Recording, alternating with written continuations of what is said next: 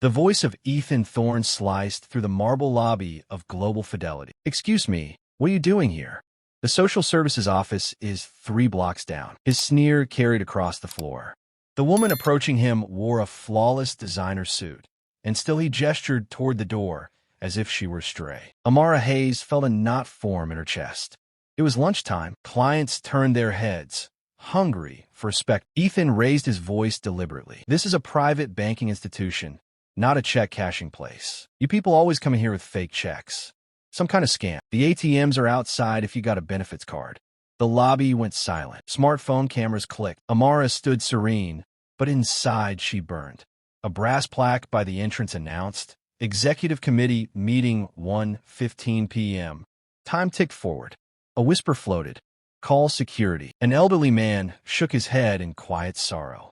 From her glass office, branch manager Sarah Lewis entered, heels sharp against the marble. "What's the problem, Ethan?" she asked, already siding with him. Ethan declared, "Suspicious withdrawal attempt. $25,000. Sarah raised her brows. "That is unusual. Ma'am, do you have valid ID?" Amara calmly placed her driver's license and platinum card on the counter. Her name gleamed on both. Ethan waved them aside. "Anyone can fake this stuff. They copy everything these days." Nearby, freelance journalist Lena Solis's live stream jumped past 1,000 viewers. Comments filled the screen. "This is racist. Call the press." "Where is this bank?"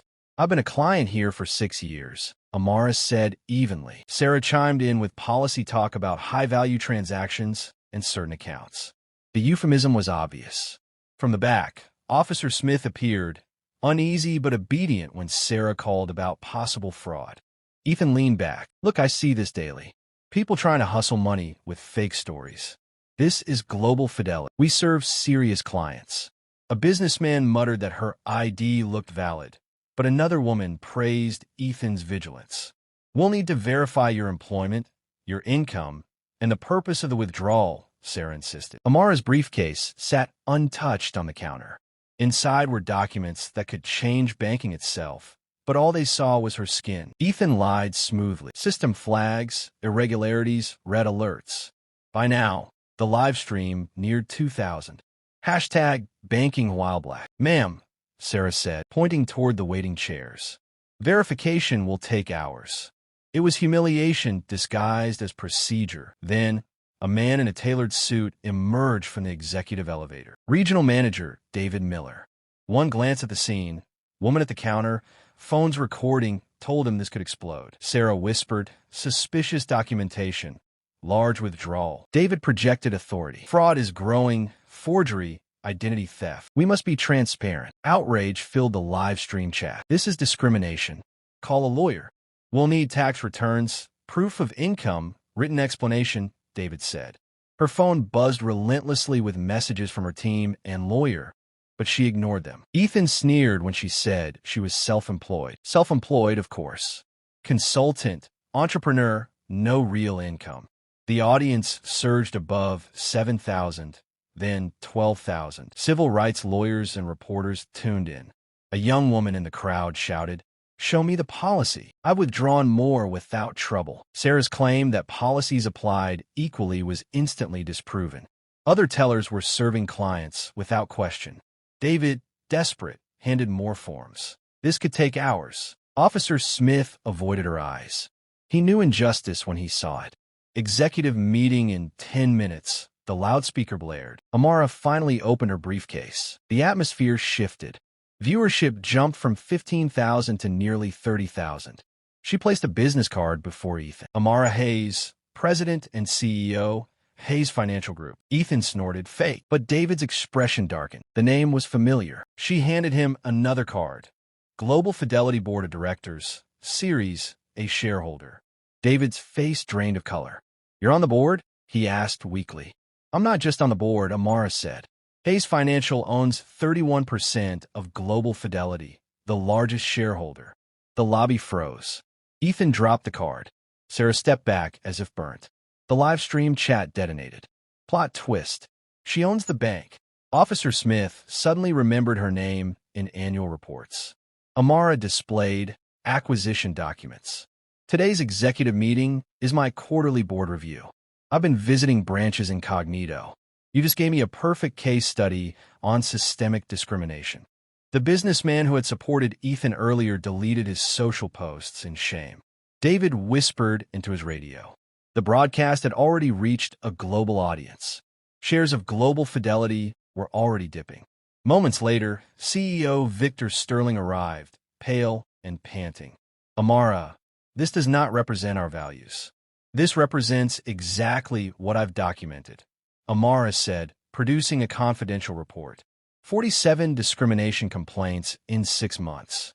78% against customers of color. Applause rippled through the crowd.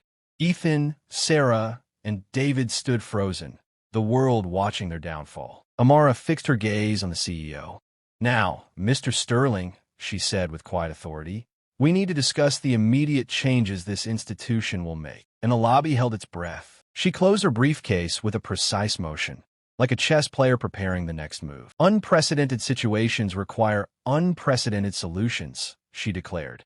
Showing Sterling a tablet, she revealed real-time analytics. Global Fidelity ranked last in service quality across Hayes Financial Group's portfolio. The financial implications go beyond a stock drop, she explained. Our 31% stake gives us direct influence over governance and compensation. Sterling's hands trembled as he scanned the report. Ms. Hayes, what actions would demonstrate a commitment to change? Accountability starts at the root, Amara replied, pointing to Ethan. Immediate termination for violating federal anti-discrimination laws. Suspension of Ms. Lewis while her supervision is investigated. An urgent review of Mr. Miller's management. She laid out the demands with precision, firing the implicated employees. Estimated cost $200,000. Mandatory bias training for all service staff, 40 hours plus annual recertification, $1.20 million. A real-time AI system to flag biased interactions. Development, $4.5 million. Maintenance, $800,000. An independent civil rights ombudsman with firing authority, $500,000 annually. A $2.5 million community fund for minority businesses and literacy programs. The deadline is non-negotiable. 24 hours for a reform plan, she warned. Accept, and we remain partners. Refuse, and we liquidate our $100 million stake. Algorithms already projected a $3.8 billion collapse if Hayes withdrew. Ethan stammered, I was just following protocols. Show me the protocol for racial profiling, Amara cut in. Show me the manual that says black customers are presumed fraudulent. Silence. Sarah weakly added, we were only following security procedures. I've withdrawn larger sums here without verification, Amara countered. The only difference today was the color of my skin. Meanwhile, Lena's broadcast hit 67,000 live viewers, with European media framing it as a case for stricter banking oversight. Neatly packing her documents, Amara ended the meeting. Economic justice speaks louder than excuses. 24 hours later, Victor Sterling faced the board in an emergency session. Directors from across the country had flown in. Ladies and gentlemen, he began nervously, Global Fidelity takes full responsibility for yesterday's discrimination. We will implement immediate and exhaustive reforms. The live stream had amassed 3.2 million views. The hashtag Banconareveal trended for 18 hours. Ethan Thorne has been fired, Sterling announced. Our investigation confirmed 7 years of discriminatory behavior and 34 ignored complaints. Amara, seated as principal shareholder, asked firmly, and Ms. Lewis, Sarah, and David had already resigned, acknowledging their roles in allowing systemic misconduct. The reform package proposed by Hayes Financial has been unanimously approved, Sterling concluded. Implementation begins today with a $6.7 million first-year budget.